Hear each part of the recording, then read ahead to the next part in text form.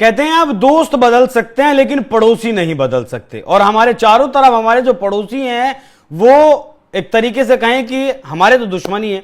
एक तरफ पाकिस्तान को ले लीजिए, एक तरफ बांग्लादेश को ले लीजिए और ऊपर चाइना बैठा है, चाइना को ले लीजिए। जिस तरीके से चाइना की विस्तारवादी नीति है वो पूरी दुनिया जानती है। किस तरीके से ताइवान पर वो कब्जा करने के लिए बैठा है, तिब्बत पर लगभग कब्जा कर चुका है, नेपाल पर भी नजरें गड़ाए बैठा है, लोन बहुत सारे देशों को बीआरआई के जरिए दिया हुआ है जिससे कि वहां भी अपने वो पैर जमा सके। इसी से आगे बढ़कर अब जमीन पर तो राज कर ही रहा है। बीआरआई के अंतर्गत 75 देशों से होता हुआ उसका जो रोड का प्रोजेक्ट है उस पर काम कर रहा है। हालांकि वो पूरा कभी हो पाएगा नहीं हो पाएगा वो एक अलग बात है। लेकिन अब चीन ने समंदर को अपना नया ठिकाना बनाया है। समंदर पर अब लगातार कब्जा करने की कोशिश चाइना कर रहा है। वो हिंद महासागर की बात हो या फिर प्रशांत महासागर की बात हो, जिस तरीके से चीन की घुसपैठ इन दोनों ही जगह पर लगातार बढ़ रही है, उससे एक तरीके से खतरा पैदा होता है भारत के लिए, खतरा पैदा होता है। और जो देश हैं जो हिंद महासागर से या फिर प्रशांत महासागर से बॉर्डर शेयर करते हैं।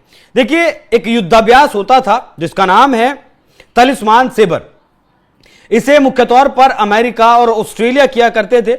चीन को काउंटर करने के लिए करते थे, चीन को जो ताकत दिखाई जा सके वो क्या करते थे। लेकिन इस बार इस युद्धाभ्यास में, ये जो युद्धाभ्यास हिंद और प्रशांत महासागर में हो रहा है, इसमें 19 देशों ने हिस्सा लिया है।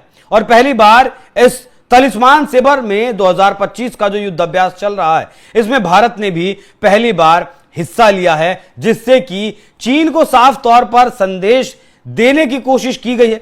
क्योंकि इस युद्धाभ्यास में 40,000 सैनिकों, 19 देशों के 40,000 सैनिकों ने भाग लिया है और अपनी ताकत दिखाई है। लेकिन एक अजीबोगरीब बात यह भी हुई कि जैसे ही 16 जुलाई को युद्धाभ्यास शुरू हुआ वैसे ही ऑस्ट्रेलिया के प्रधानमंत्री एंथनी एल्बनीज चाइना के दौरे पर चले गए। 5 दिन की उनकी यात्रा है, 16 तारीख से 21 तारीख तक।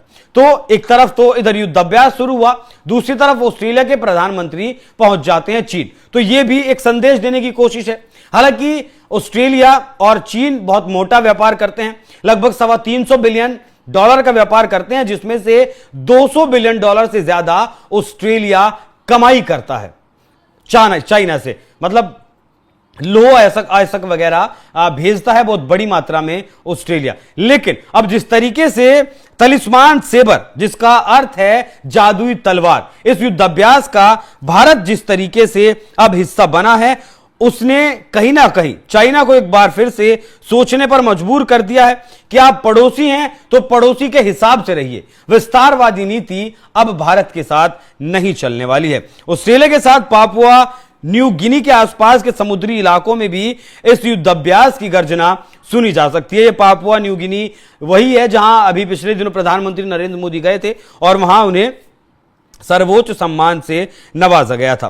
देखिए, जो युद्धाभ्यास है 2005 से शुरू होता है और साल में 2 बार ये किया जाता है। मुख्य रूप से अमेरिका और ऑस्ट्रेलिया के बीच ये युद्धाभ्यास होता था, लेकिन इस बार चीन को साफ संदेश देने के लिए भारत की सरहदों के अलावा हिंद प्रशांत में अपनी आक्रामक हरकतों को वो जारी ना रखे।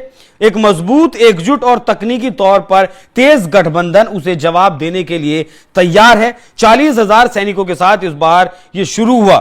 यह अभ्यास अब तक का सबसे बड़ा युद्धाभ्यास है। यहां 19 देशों के 40,000 सैनिकों ने जो धमक दिखाई है, वाकई में उसके चीन के कान तो जरूर खुल गए होंगे। ऑस्ट्रेलिया ने पहले बार 400 किलोमीटर की रेंज वाली अपनी जो मिसाइल है उनका टेस्ट किया। यहां पर जापान ने टाइप 3 की मध्यम दूरी की जो सतह से हवा पर मार करने वाली मिसाइलें हैं उनका प्रयोग किया। दक्षिण कोरिया ने भी अपने टैंकों का इस्तेमाल किया, हॉवित्जर का यहां इस्तेमाल हुआ। अमेरिका ने भी F-35B लड़ाकू जेट्स ने यहां हिस्सा लिया। भारत पहली बार इसमें शामिल होकर चीन को बड़ा संदेश देने में एक तरीके से कामयाब हुआ है।